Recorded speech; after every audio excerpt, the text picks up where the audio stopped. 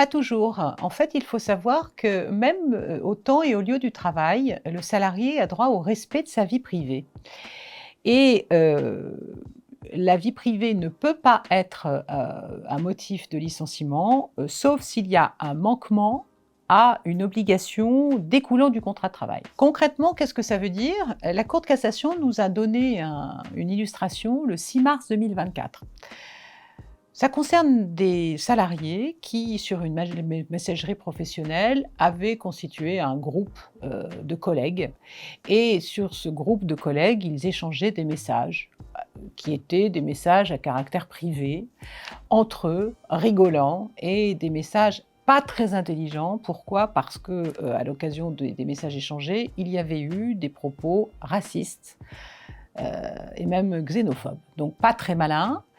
Et ces messages, l'employeur avait eu l'occasion d'en prendre connaissance. Pourquoi? Parce que l'un des collègues avait, par inadvertance, diffusé, transféré le message à son employeur. L'employeur découvre ces messages et a considéré qu'il pouvait justifier le licenciement du salarié qui les avait envoyés.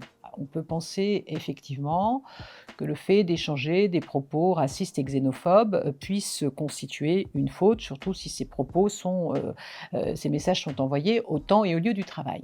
La Cour de cassation vient de dire que ça n'est pas un motif de licenciement. Et pourquoi? Eh bien, elle explique et elle rappelle que le salarié a le droit au respect de sa vie privée. Et pour dire que ce licenciement n'était pas justifié, la Cour de cassation a pris des précautions, naturellement, a rappelé que les messages avaient un caractère privé, c'est-à-dire que certains d'entre eux, il y avait marqué personnel, confidentiel, donc échange à caractère privé. Deuxièmement, que le groupe dans lequel ces messages avaient été échangés avait un caractère restreint, donc ça n'était pas diffusé dans toute entreprise, mais seulement entre collègues, donc un caractère restreint.